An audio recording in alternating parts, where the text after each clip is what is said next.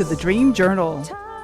From the studios of KSQD in Santa Cruz, the Dream Journal is a weekly show where we explore the power of nighttime dreams through conversations with dream experts and with you.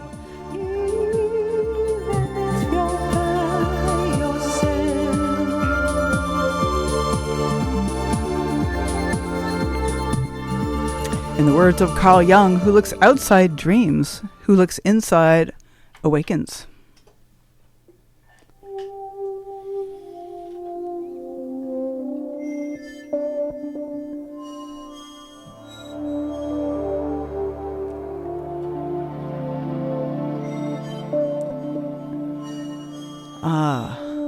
Mezzanines. Those interstitial places.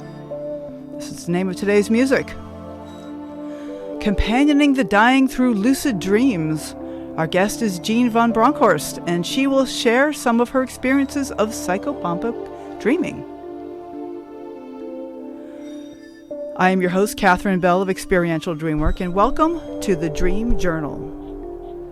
We are also a weekly podcast. Please subscribe, rate, and review, but most importantly, tell your friends. Archives are also available at Apple Podcasts and Spotify, and you can find them at ksqd.org/the-dream-journal.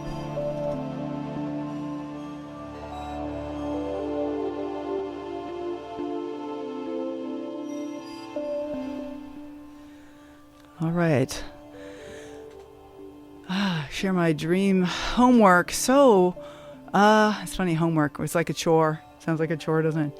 But there's something, there was a dream where I had thought that my dog had died, and it was really shocking and sad. And yet when I went back and read over the dream, there was no evidence that the dog had died. So it's interesting. I had this huge grief response, and in fact, I woke up and went back to sleep, and then I was having tremendous amount of grief for my dog, and yet the dog was there comforting me, and I didn't see this as anything weird. I didn't see that was anything strange at all about that. Yeah, so there's just something about like really staying with the content of the dream. I guess there's something that I'm grieving, and it's not the dog. Dog's fine. But there's something about the feeling of the dream. And so it's just a good reminder for me to go back and look at what I actually wrote about the dream, the actual content, and not stay with what my impressions of the dream are, because sometimes I get lost in this thing. I've noticed this actually when I go back and read dreams even from years ago. I may remember certain details of the dreams, and then I've forgotten some really key things that I get kind of hooked into the things that I am most comfortable with. So, a caution. Jeanne von Bronkhorst has graduate degrees in clinical psychology and in social work. She worked with people in hospice care for 10 years, and her interest in end-of-life care began in childhood when she occasionally dreamed of helping people who were dying. Now she's on the board of the IASD and writes books about end-of-life and about end-of-life dreams and grief dreams. And you can look up her information at jeannevonbronkhorst.com. Jeanne is spelled Geanne and VAN. And then Bronkhorst, Bronkho, and then another O, Bronkhorst.com. Woo. So, Jeanne, I've gotten to spend... a long one. It is a long one. It is. It's good, though. I've met Jeanne a couple of times over the years through the IASD, which is the International Association for the Study of Dreams, if you're a dream enthusiast. Yeah, I highly recommend you check it out. Lots of interesting programs and conferences. And Jeanne's just kind of, I was going to say, bubbled her way into my life. There's something about that Jeanne that is really, I feel really connected to from the very first time we met. And last year at the Tucson IASD conference, she gave a talk, which I want to highlight. And I know it was a year ago. It takes us a little while to get organized sometimes. But this whole concept of this experience is that she has had about companioning the dying. And It's just in her dreams, in your lucid dreams in particular. And though they're not always lucid, is that right, Jeanne? There's kind of a mix. When I first started, they were all like hyper lucid, and now they kind of do a mix. Sometimes I'm really aware of what's going on, and sometimes I wake up the next morning and think, I wonder if that was one of those dreams. And I think it might be a part of aging, or it might be a part of just kind of focused in on daily life, and so letting the lucid part go. But I'm thinking of getting that back again. I'd like to... Oh, so you're saying you don't have as many lucid dreams as you used to? Is that? I'm not as lucid as I used to be, but I'm thinking about studying that a little bit and becoming more lucid again. Okay. I'm kind of up for the adventure of it again. Right. Oh, it is an adventure for sure. So, but these dreams were happening. These things of these moments of companioning the dying happened long before you were really paying much attention to your dreams, right? When you were young. It's true. I was really young. I was probably, I would say 9 or 10 when I first started having dreams where I was in a classroom and because of course I was 9 or 10, so everything's a classroom. Right. But we were practicing dream skills, like practicing flying and practicing taking a dream landscape and turning it into a different landscape, and practicing changing in our forms into the forms of different things. And it was just really fun. And there were other people there. There were other students and people I got to know a little bit. It felt like very odd dreams, but really fun and private, like my little treasure. But when I was 12, it really changed. And I stopped having classroom dreams, and I started having, like, in-the-field dreams. In a way, it kind of reminded me of, later when I became a social worker, they reminded me of being a brand new therapist and having a mentor who was aware of what I was doing with this person in front of me, but it was all for the benefit of the other person. So when I was 12, I had this dream. I woke up and I was lucid. I was aware of lying on my back but kind of floating in the air, and it felt like I was someplace that I didn't that wasn't really a part of my imagination. It looked, now I would say it looked like a hospital, and this man leaned over me and he was crying. He was kind of leaking. And as a 12-year-old, I was used to wailing, right? When I cry, you sob, you wail. But right. He was just kind of leaking. And I noticed he was looking down, but he wasn't looking at me. He was looking through me to someone lying on a bed right below me. And as I realized that person, that woman, kind of yanked herself up out of her body and onto mine, and all of a sudden we were falling down this long, dark shaft, and she was screaming and I was screaming, and it was just pure terror. And then in the back of my mind, or the back of my dream, I heard my dream teacher say, "Okay, so whose fear is this?" And I realized that it wasn't my fear. I was terrified of the woman, but the woman had all the fear, had all the big fear. When I realized that, we slowed down. And the dream teacher said, "Yes, so what else slows down a fall?" And I was 12, and I thought, Mary Poppins slows down a fall. So I imagined an umbrella, and the umbrella went up, and the shaft got larger and more expansive, and we slowed down, and I just had this kind of rush of victory, like, "Ooh, I get this. And the teacher said, "What else slows down a fall?" And I thought, a parachute. And so I imagined a parachute, and the shaft went away, and we were in this beautiful blue sky with a bright yellow sunshine, and we were just drifting down together. And as she stopped panicking, she looked around, kind of untangled herself, and these people were on the ground, like looking up, waiting to welcome her. And as she leaned down to them, I realized, I kind of knew, but I realized that when she hit the ground, she would be dead, that would be the end of her life. And so I yanked myself back up to my body. and into my bed and into my house. Well, okay, and woke yourself right up, huh? Oh my God! The last thing I heard was my dream teacher saying, "Good job, good job." So you really softened her fall, like the fall she was going through, the dying that she was doing was just happening too fast or something, or. Wow. I think so. I think she was afraid. Yeah. Her fear made us fall, and as I slowed us down, it also calmed her. So it was like the emotions and the actions were intertwined. So instead of asking her not to feel afraid, I slowed down the fall, which did help her feel more calm, which slowed us down more. Ah, it's right. That funny way that dreams use the action and the emotion all intertwined together. They do. And the man that was leaking was somebody by the bedside, I suppose? I think he was. I think he was her husband. Yeah. I don't know. I didn't spend much time looking at him. Like, he's older than my oldest brother. He's younger than my father. Right. How really interesting this is. Right. And it was, and yet you knew intuitively that what was going on, and that she was dying, and that as soon as she touched the ground, she would pass away, and you knew you didn't want to be part of that. You're like, not yet. Not yet. Not yet. Exactly. Oh my goodness! Right. But it took me a couple of years. I didn't really have anyone to talk to about it. I'm sure. And so I was just using my 12-year-old brain to try and sort it out, which, I didn't get very far. Right.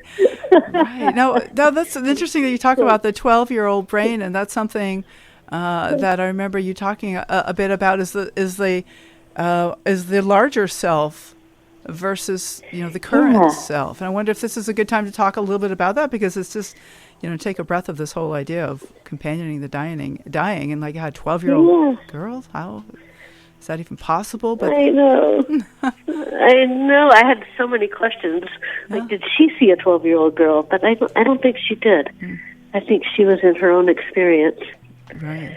So I think when I'm in that lucid state, and this might be true for a lot of people, if not all of us, that sense of being kind of one foot in our daily life, our ego self, but also when you become lucid, you kind of become aware of the dream as a space kind of beyond the waking self. So I think I use the example of, if you're playing a board game or a card game and you get all caught up in the game itself, and that's, win or lose, some people get very competitive. It becomes a life and death kind of thing. But there's always this sense of knowing that we're safe, knowing that we're in a room, we're sitting at a table, we've got friends around. And so when we switch our awareness from the absolute make or break of the game back to, I really enjoy being with these people, and then back to the game, and then back out again to, it's a sunny day outside the window in this room that I'm sitting in where I'm safe. It's like just one step outside of life into that room where things are safe. There's a bigger perspective that's holding us. Right. Does that make sense? Yeah. And I'm just really taking that back to the idea of that when she's falling, and that the fear is making it a difficult experience. And sorry? Go ahead. Oh, yeah. No, I was just like this. There's just something about feeling safe while you're dying. And that is something, it seems like ironic almost, and yet that's like really important. It reminds me of the Tibetan Book of the Dead and the bardos and trying to maintain consciousness even while all kinds of things are happening around us. But Jeanne, let's get back to stories. Maybe do you want to tell another example of when you had this amazing experience? That was one where I had no idea who that woman was or what was going on. Right. She was not a part of my regular dream imagination. So, but I hadn't yet decided that meant she was really real somewhere. It just meant this is an unusual thing. I don't know what this is. Yeah. But I did have one where I was 16, so this was the third one where I was lucid. I was really aware of being my 16-year-old self. so I wasn't in a bigger space, and I was driving the car, the family car, and a man was in the car who kept kind of turning into my mother and then turning into a man who looked like my mother, and he was very angry, and he wanted me to drive him all the way across the bridge. And we were driving through this very gray landscape with mist and rain, and there was an ocean right there, and I was supposed to be driving him, but I wasn't going to drive him all the way out because, again, that feeling of that's too far for me to go because I'm still alive. Uh-huh. So I kept telling him, no, I'm only going to drive you so far, and he kept saying, no, you have to drive me all the way. You have to drive me all the way. What kind of a driver are you? You're not going to drive me all the way. Right. I got mad. Right. I got mad as 16-year-olds can. Mm-hmm. And my dream teacher was in the back of the car, kind of giggling and saying, you tell him. You go ahead, you tell him, Jeanne. I am 16. I am in high school. I am still alive. I've got a whole other life to go through. Yes. I am dropping you off right here. My alarm, my alarm went off.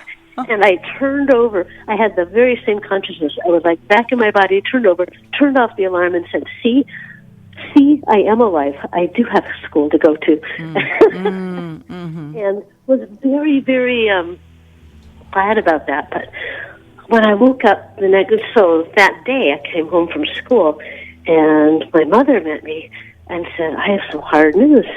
I said, what? She said, well, I just got a call from my cousin's wife, and my cousin died last night. Oh. And I thought, well, she said she was kind of in the middle of this story. She said, I got a call from, say Sheila. And I thought, oh, this was Dan. This was Sheila's wife, Dan. This is Dan, who I saw. And she said, Dan died last night. Oh, woo. And that's when I thought, uh-oh. Okay, this is something real, huh? Connected to waking life, not just a dream. Connected to waking life, yeah. Oh. And it turned out he had died angry. And there was something about that anger that had leaked through, and it was, and he found a way to get across the bridge, though, apparently, if that metaphor applies to dying, or... I guess. And again, it's that feeling of, was he arguing in his experience? Was he arguing with the 16-year-old girl? Or was he having was he seeing different dream images that fit his understanding of feeling angry and frustrated and bitter? I didn't really know him. I had met him once when I was younger, so he was not in my mind at all. But it's that interesting period where I don't really know.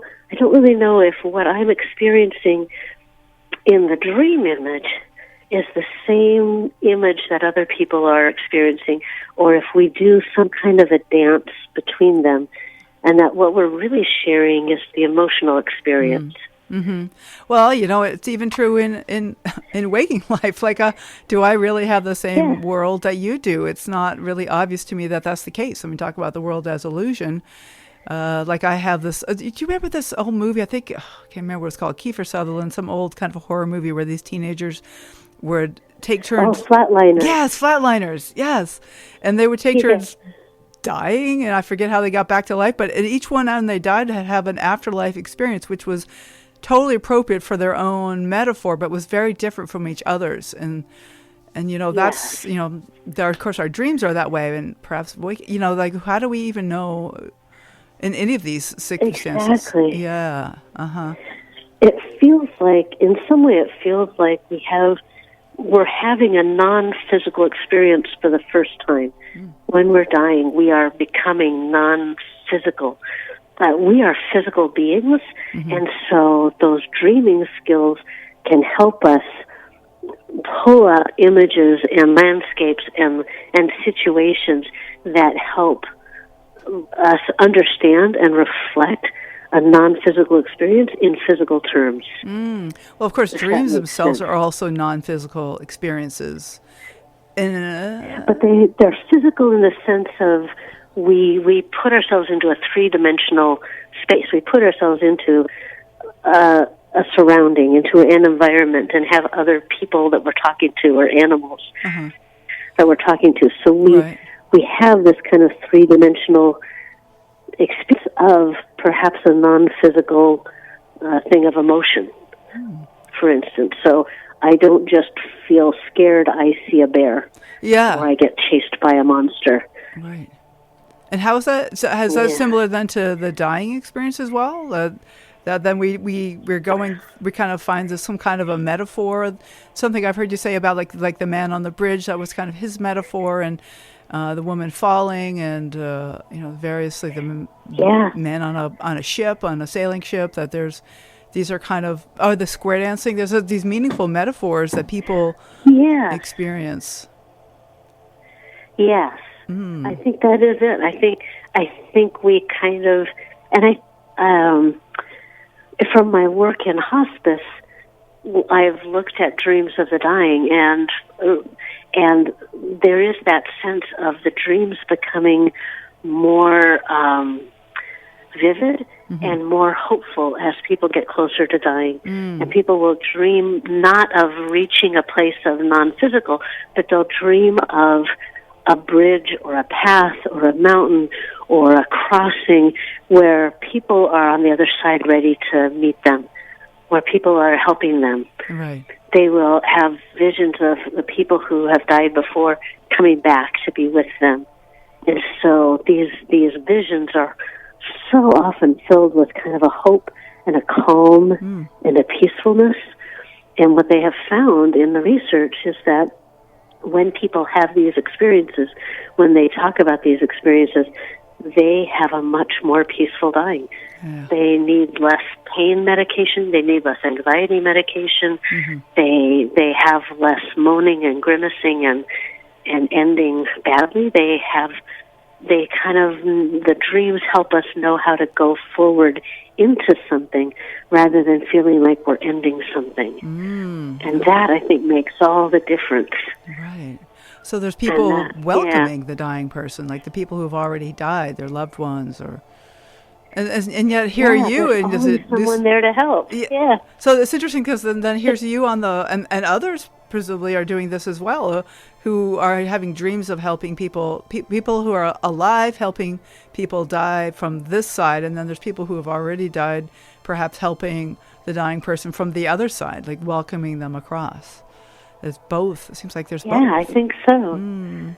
Yeah, there's a man who studied this, last name of Kellehear, and he was talking about when he looked around the world, cultures like ours, Western cultures and some Eastern cultures, where light and dark are shown as enlightenment, where light is seen as kind of an insight and enlightenment and kind of the other side, and dark is seen as fear.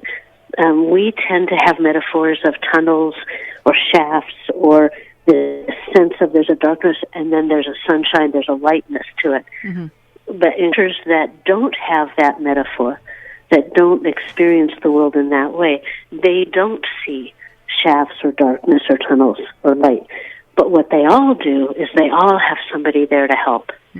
Okay. So the going into the light is not universal, but the having help is universal. Is that what you're saying? That's what I'm saying. Isn't that interesting? It is. Tell me this man's name again. Kellehear? How do you spell that? His last name is Kellehear. Kelleheare. I can see the book in my imagination, but of course the book is packed because I just moved. Right. I can't tell you. It might be Allan. I could look it up, but yeah. Okay. Well, I'll look it up and put it on the episode page so that people can take a look at that. His book is called Experiences Near Death. So he's talking about, he's kind of playing on the near-death experience and saying, well, let's just start with the experiences near death. And that was a really interesting piece for me, that everybody has this sense of still being, even though they know their body has died, and they all have this sense of somebody there to help them. So I don't know where this is all coming from. I don't know why I would be involved. Right. Right. Especially with people I don't know. It's like I don't know, and I I think by the time I was in college, I had a mantra going. I would sigh and say, I don't know. I don't know. I just don't know. It's a good mantra. It's going to be very useful mantra. And, it's just like open to the mystery. I just don't know. Yeah. Because I've heard a lot of people don't know. Yeah. Well, that's, the total part of the great mystery. I mean, what really happens when we die is like, it's a huge mystery. And, we can go up to the edge of it. And it's interesting to have this connection between dreaming and dying. And of course, that's the Tibetan tradition that when you're practicing in your dreams, that you're really practicing for dying. And I've always wondered, why is that necessarily so? This is just another piece in the puzzle, another bit of. And I just wanted to. It certainly gave me a. Yeah. Oh, no, go ahead, please. I was going to say it certainly gave me a lifetime practice that I have used, which is when I'm reading, because I love to read. I love to get involved in stories and get lost in the stories. But what I will do is I will pull my attention back to the room. And it'll be like, okay, so I'm lost in a story, but I'm also safe in a room. And that, to me, that just changing my awareness, my focus from being very intently focused on the book to being focused again on the room and my life that's holding that particular story. That, to me, is very much like the focus between life and death. That we're focused on this life. It's life and death. It matters. It's important. And the more we focus on it, the more vivid and compelling it can be. And at some point, we shift our focus. And we realize all this time, we've been in a space that can hold this life as one life. Wow. Well, I mean, of course, that implies that the other life is here at the same time, or the other experience, just like it does. Yeah, we can dip in and out of that. I think we dip in and out of that in our dreams. Apparently, there's some way, and people talk about out-of-body experiences, and I've even had some waking experiences of. Can't get into that now, but there's like the weirdest way, and we need to take a short break, but I want to we'll come right back. I have many questions, but one of the things that I wanted to talk about after the break is that this doesn't only happen in your dreams, that you had at least one experience where it was awakened in a meditative state when you're with and so that there's. This is really maybe accessible in so many more ways than we think. Yes. So that's what I think too. Yeah, good, absolutely. Good. We'll talk more in just a few minutes. This is Jeanne von Bronkhorst, and her her webpage is jeannevonbronkhorst.com. JeanneVanBronkhorst, JeanneVonBronkhorst.com, and we're talking about end of life. We're talking about dreams. We'll probably get a little bit into grief dreams and visitation dreams as well, since Jeanne is worked with hospice for many years. And this is the Dream Journal.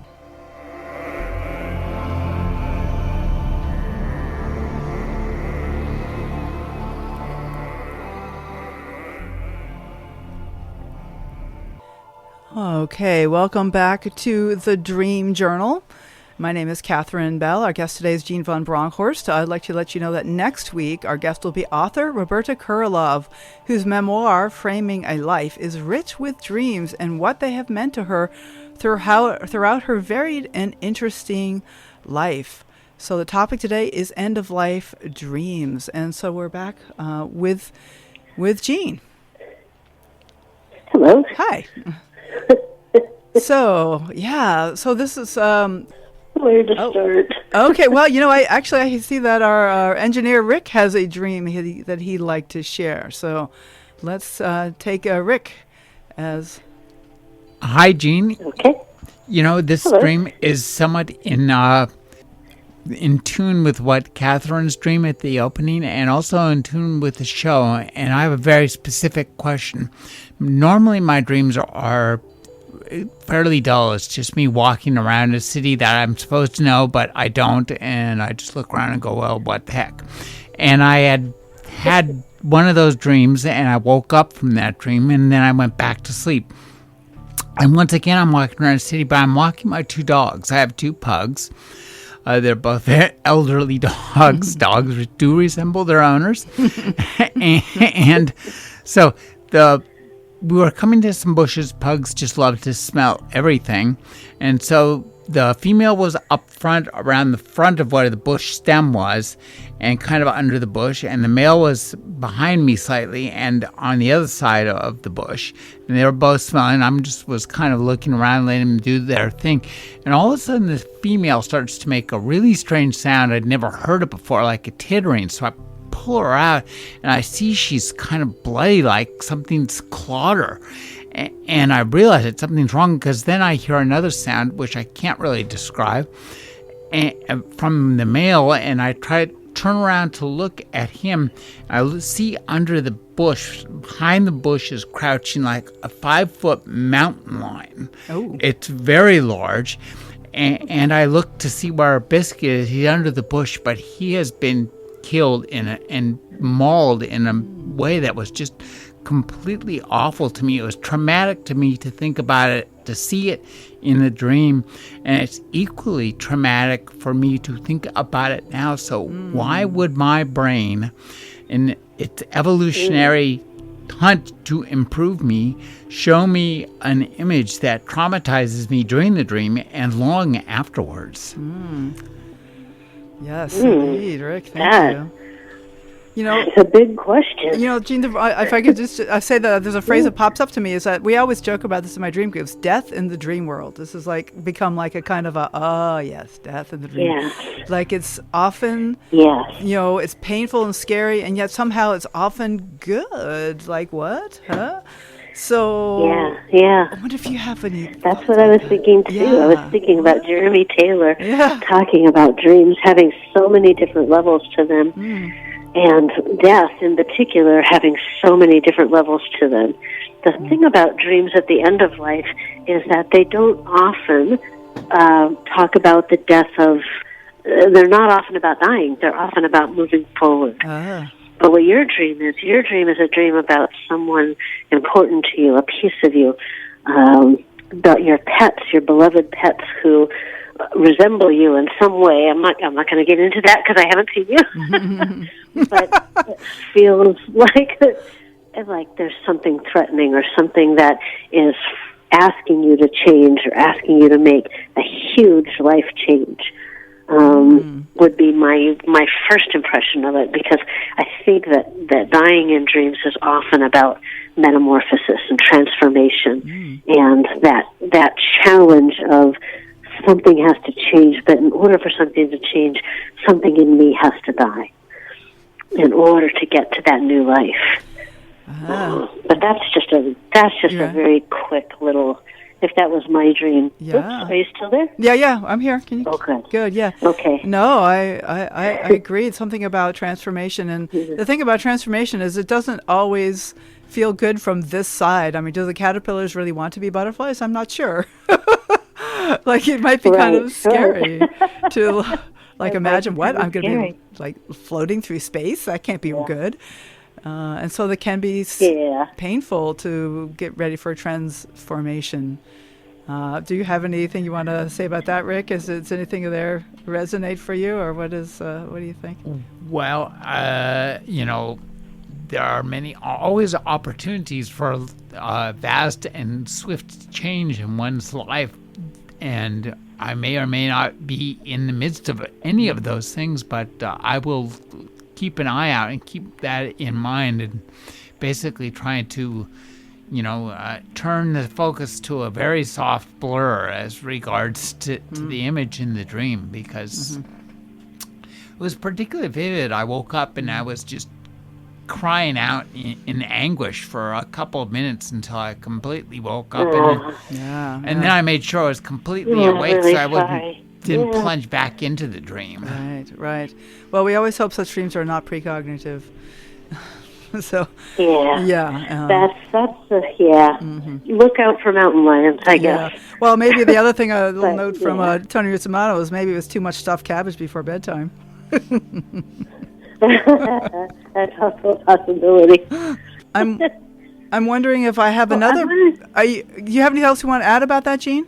Otherwise, I have another question No, over here. no, that's good. Okay. Yeah. So we have a question from Max Deaton in the studio, and who is sitting here with me. And he has been listening. He's my husband, for so many of you probably know. And he has a question for you, Jeanne. Okay. You're dropping pretty deeply into other people's psyche with these metaphors of the death landscape that you're seeing. Yes. How integrated are you when you do you hit the ground running or do you drop in there, look around and go, what the heck?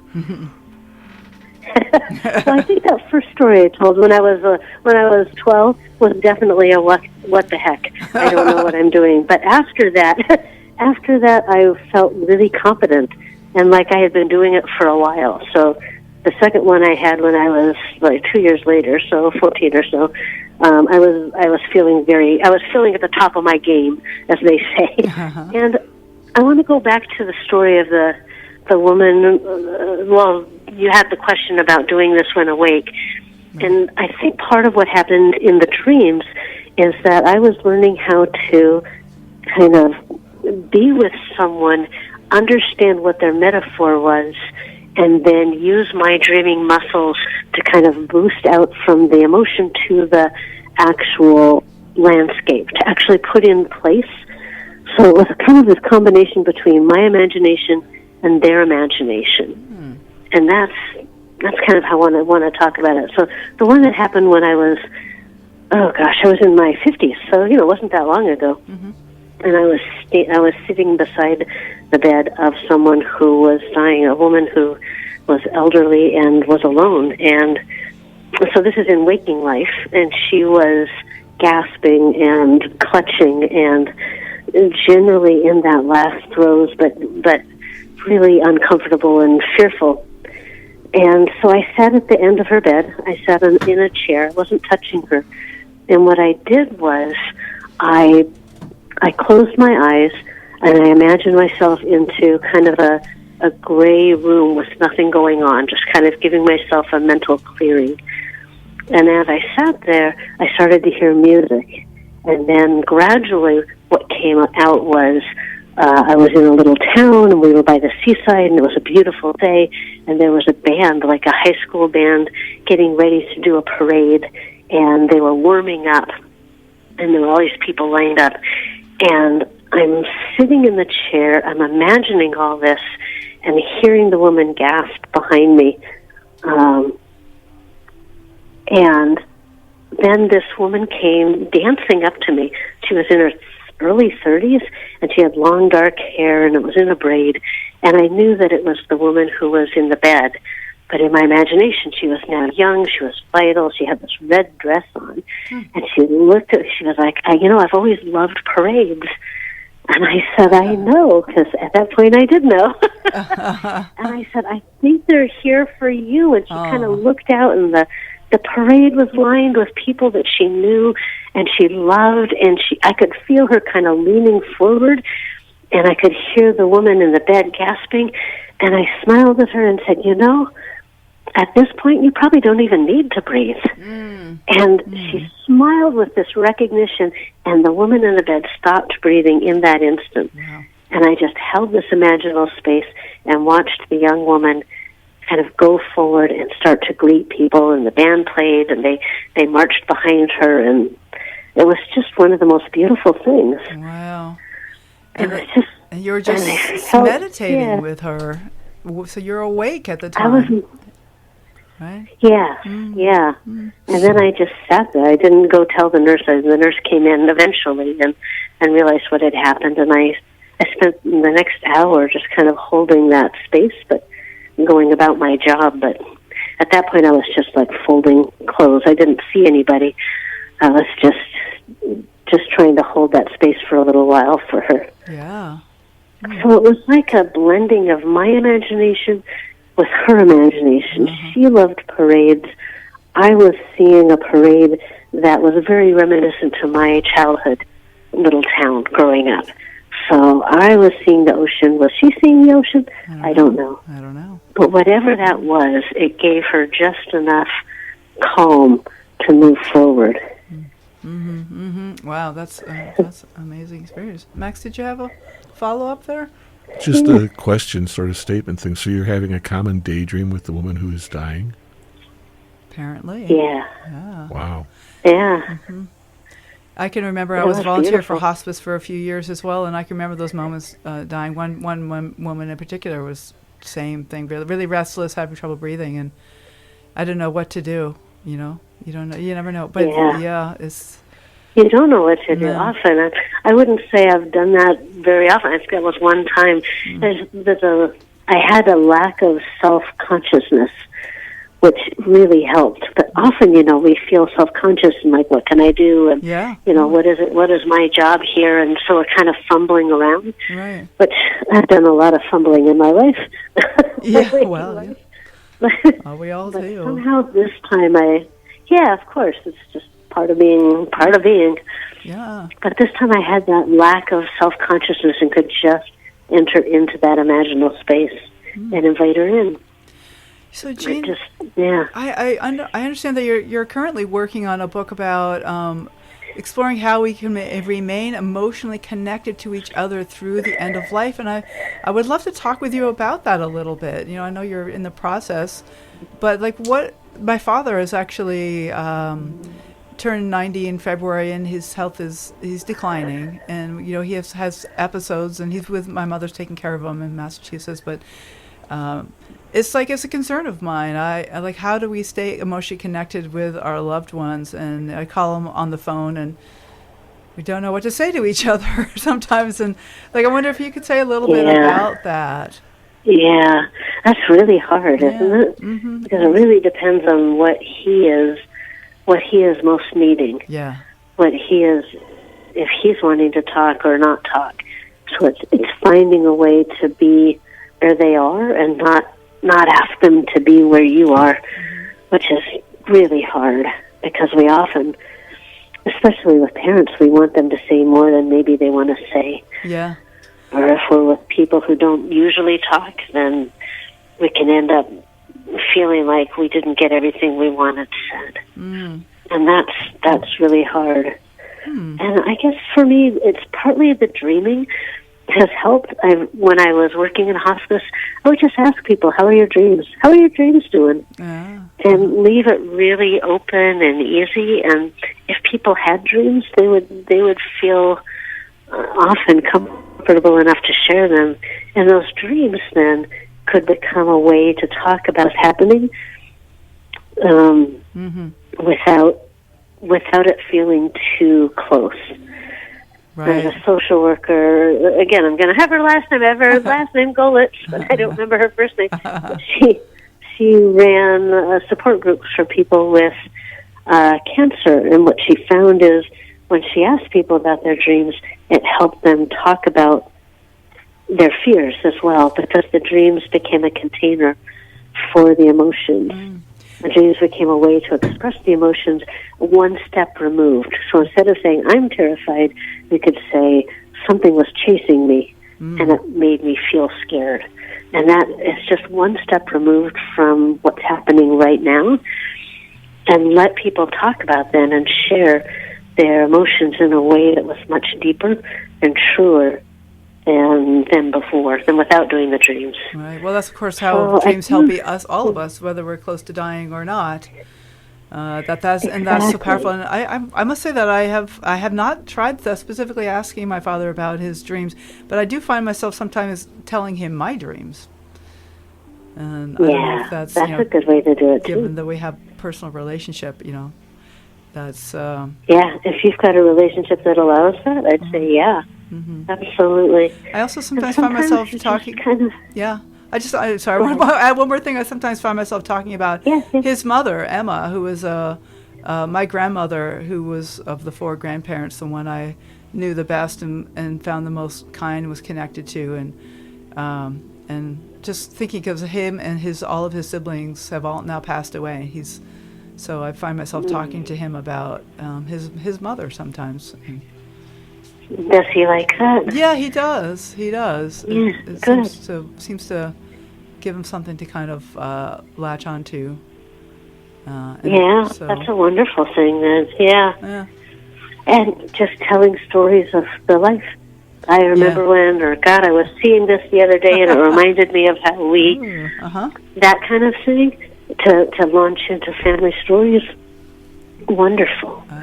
Wonderful. Just a way, and sometimes when people feel like my dad didn't like to talk, he often said, my favorite conversation is two people I love talking to each other near me so I can listen and join in every now and then. So he's not unusual in that feeling of sometimes what happens is people will come in to visit together, and then they can tell stories back and forth as if the person is no longer able to talk.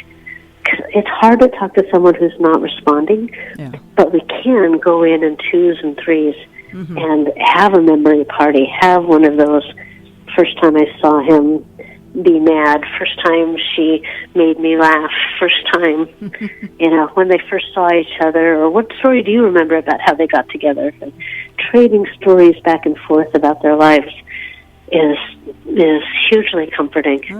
It just says, my life is important, I'm remembered, my life had meaning for these people I love. Right. Well, I often talk to my mom when I call and talk to my parents. I spend most of the time talking to my mother, and I know my father's right there listening because it's FaceTime, so it's all on speaker, and usually she'll hand the phone to him at some point, and he'll say something like, "I'm so glad you called." Like, even before we said one word, he's like already grateful for the call. That counts. And that's the other part of it is make sure you count all those victories, all those times you connect, and revel in them. Let them be enough. Will help. Oh, that's wonderful. So Jeanne, we just have a few minutes left. I wonder if there's anything that we haven't gotten to. We didn't really touch much on visitation dreams or grief dreams, which I know is something, Jeanne has been on the show before, and I'll put a link to that earlier episode. We talked more, I think, at that point about those kind of things. But is there anything in particular you want to bring up today before we finish? Well, I think that dreams are a really important bridge that we have to people that are no longer with us or people who are too far away to see, that we can set intentions to dream with them, to dream about them. We can talk to each other about the dreams, and the visitation dreams for me are that way that we have of reaching out and welcoming in that contact again, that sense that we are connected through our love, and it doesn't end when the physical life ends. And that's true with grief dreams, too. Grief dreams are a little different in that they're often us working out our complex emotional relationships and the complex feelings that come with grief. Equally important, less about them and more about us. Right. Figuring out how to live on with their absence. Right. That also deserves a lot of attention. Yeah, absolutely. Well, thank you, Jeanne. I'm really looking forward to spending more time with you. IASD, we're on boards together, committees and teams and meetings, and which is a wonderful organization. The International Association for the Study of Dreams is something that I really feel strongly about. And you can find Jeanne von Bronkhorst at her webpage, JeanneVonBronkhorst.com. And just, do you have any, one last thought? Anything that you want to? Anything else? How much time do I have? About 30 seconds. I just think dreams are such an amazing tool that we just have overlooked for too long. That they can be a guide, they can be an opening to these mysteries, they can be a comfort, they can be a challenge, and I think they really do. At least for me, they've led to a really good life, which I am so grateful for.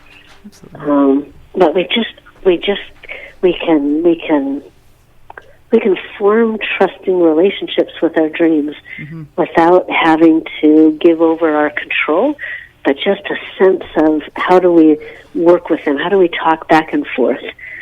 So have a dream about my dogs getting mauled, which is horrible.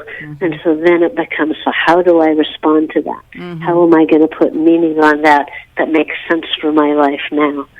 What does my life look like with this dream in my pocket? And how would I, so trusting it without falling into helplessness about it. The trust, that old trust. Thank you, Jeanne. It is a pleasure. Take care of yourself until we talk again. Okay. Love it. All right. We will talk again. We will indeed. All right. Bye. All right. Well, thank you for listening. The Dream Journal is produced at the studios of KSQD in Santa Cruz, and it's live every Saturday at 10 a.m. Pacific at ksqd.org. The podcast is released on the Monday following the show. Keeps us growing when you subscribe, rate, and review.